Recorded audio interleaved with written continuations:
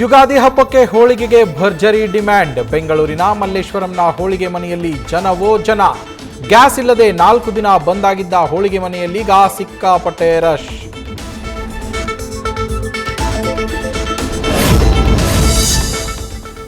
ಕಚ್ಚಾ ತೈಲ ಬೆಲೆ ಏರಿಕೆಯಿಂದ ಕರಾವಳಿಯ ಪ್ಲಾಸ್ಟಿಕ್ ಉದ್ಯಮಕ್ಕೆ ಹೊಡೆತ. 70% ಪ್ಲಾಸ್ಟಿಕ್ ತಯಾರಿಕೆಯ ಕಚ್ಚಾ ವಸ್ತುಗಳ ಬೆಲೆಗೇರಿಕೆ.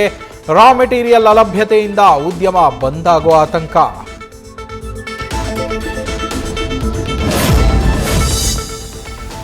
ಕಾಂಗ್ರೆಸ್ ಅನುಕಂಪ ಪರಿಣಾಮ ಬೀರೋದಿಲ್ಲ, ಬಿಜೆಪಿ ಗೆಲ್ಲತ್ತೆ. ಮಾರ್ಚ್ 23ರಂದು ನಾಮಪತ್ರ ಸಲ್ಲಿಸುತ್ತೇವೆ.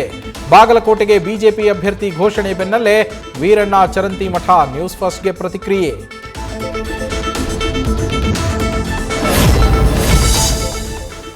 ಧಾರವಾಡದ ಸಹಕಾರ ಇಲಾಖೆಯಲ್ಲಿ ಲಂಚ ಕೊಟ್ಟರಷ್ಟೇ ಸಿಗುತ್ತೆ ಸಹಕಾರ. ಫೈನಾನ್ಸ್ ಮತ್ತು ಚಿಟ್ ಫಂಡ್ ಲೈಸೆನ್ಸ್ಗೆ 30,000ಕ್ಕೆ ಬೇಡಿಕೆ ಇಟ್ಟ ಎಫ್ಡಿಎ. ಮಧುಸೂದನ್ 3,000 ಹಣ ಪಡೆಯೋ ವಿಡಿಯೋ ನ್ಯೂಸ್ ಫಸ್ಟ್ಗೆ ಲಭ್ಯ.